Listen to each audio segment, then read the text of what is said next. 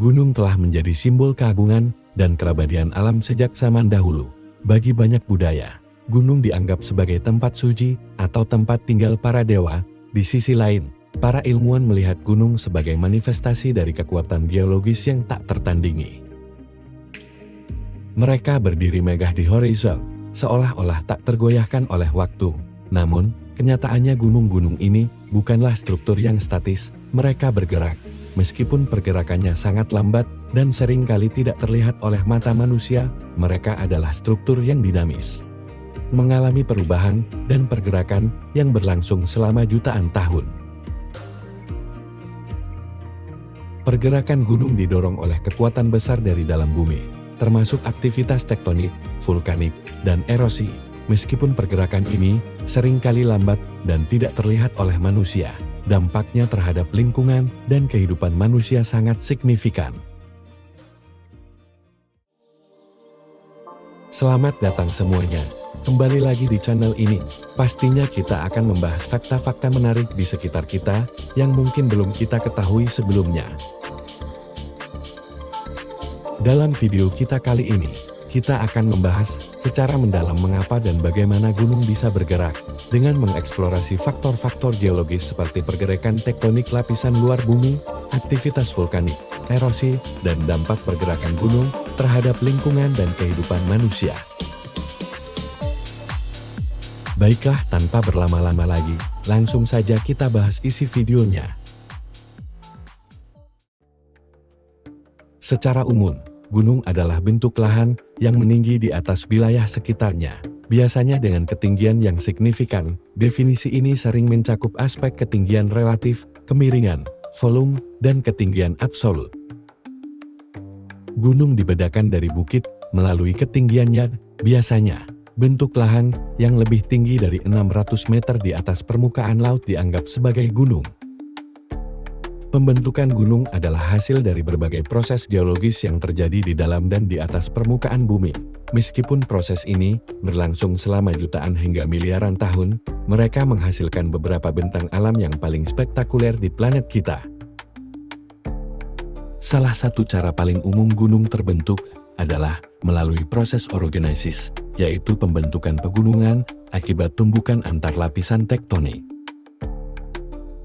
Ketika dua lapisan tanah benua bertemu, mereka tidak bisa tenggelam satu sama lain karena keduanya memiliki densitas yang sama. Sebagai gantinya, kerak bumi di antara kedua lapisan tanah ini terlipat, tertekan, dan terdorong ke atas, membentuk pegunungan. Pegunungan Himalaya, yang terus tumbuh hingga saat ini, adalah contoh dari proses ini. Himalaya terbentuk dari tumbukan antara lapisan tanah India dan lapisan tanah Eurasia. Selain itu, gunung juga terbentuk karena aktivitas lapisan tanah samudra dan benua yang bertemu. Ketika lapisan samudra bertemu dengan lapisan benua, lapisan samudra yang lebih padat akan menyusup ke bawah lapisan benua dalam proses yang disebut subduksi. Subduksi ini menghasilkan gunung-gunung berapi di sepanjang tepi benua. Pegunungan Andes di Amerika Selatan adalah hasil dari subduksi lapisan Nazca di bawah lapisan tanah Amerika Selatan. Ada juga jenis gunung yang dasarnya berada di bawah laut.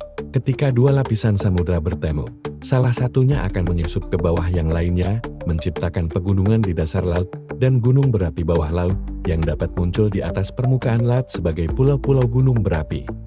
Contoh dari proses ini adalah Kepulauan Mariana di Samudra Pasifik. Gunung tidak hanya terbentuk tetapi juga bergerak akibat proses geologis yang terjadi di dalam bumi. Proses ini berlangsung sangat lambat, seringkali membutuhkan jutaan tahun, tetapi mereka menghasilkan beberapa bentuk lahan yang paling spektakuler di dunia.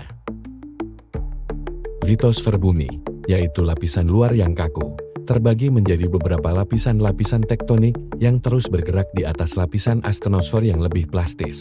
Pergerakan lapisan ini adalah faktor utama yang menyebabkan gunung-gunung mengalami pergeseran dan perubahan posisi relatif seiring waktu. Ketika dua lapisan tektonik bertabrakan, gunung-gunung yang terbentuk di sepanjang zona tumbukan ini terus mengalami tekanan dan kompresi. Pergerakan lapisan ini bisa menyebabkan gunung-gunung tersebut terdorong lebih tinggi atau bahkan bergeser secara horizontal. Contoh nyata dari pergerakan ini adalah pegunungan Himalaya, yang terus naik sekitar 1 cm per tahun akibat tumbukan antara lapisan India dan lapisan Eurasia.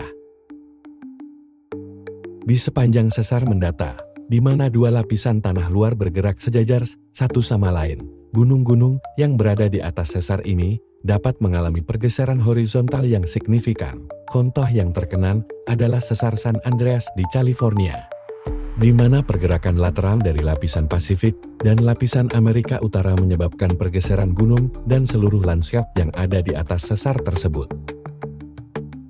Meskipun pergerakannya lambat, dalam jangka waktu geologis, pergeseran ini dapat menggeser gunung dari posisi aslinya. Gunung berapi adalah contoh dari gunung yang terus berubah dan bergerak karena aktivitas magma di dalam bumi. Setelah letusan besar, banyak gunung berapi mengalami keruntuhan kaldera, di mana puncak gunung runtuh ke dalam ruang magma yang kosong di bawahnya. Proses ini tidak hanya mengubah bentuk gunung, tetapi juga bisa menyebabkan bagian-bagian gunung bergerak ke berbagai arah. Aliran lava yang keluar dari gunung berapi bisa mengubah ukuran dan bentuk gunung berapi. Lava yang mengalir ke sisi gunung bisa menyebabkan pembesaran pada satu sisi, yang tampaknya membuat gunung berjalan atau bergerak ke arah tertentu. Contoh ini dapat dilihat pada Gunung Kilauea di Hawaii, di mana aliran lava terus-menerus mengubah garis pantai dan secara bertahap memperluas pulau. Pergerakan lambat material tanah di lereng gunung, yang dikenal sebagai creep, juga berkontribusi pada perubahan bentuk gunung. Meskipun gerakannya sangat lambat dan tidak terlihat dalam skala waktu manusia, seiring berjalannya waktu ini akan merubah bentuk lingkungan sekitarnya. Creep dapat menyebabkan batuan dan tanah bergerak perlahan menuruni lereng, yang pada akhirnya bisa membuat seluruh sisi gunung bergerak ke bawah. Pergerakan gunung juga dapat dipengaruhi oleh longsor. Longsor bisa dipicu oleh berbagai faktor, seperti gempa bumi, curah hujan tinggi, atau erosi yang melemahkan lereng gunung. Saat longsor terjadi, sejumlah besar material batuan bisa berpindah dari satu tempat ke tempat lain, yang secara efektif menggeser bagian dari gunung tersebut. Misalnya, longsor besar di Gunung St. Helens pada tahun 1980 menyebabkan bagian dari gunung tersebut runtuh dan berpindah jauh dari posisi asalnya.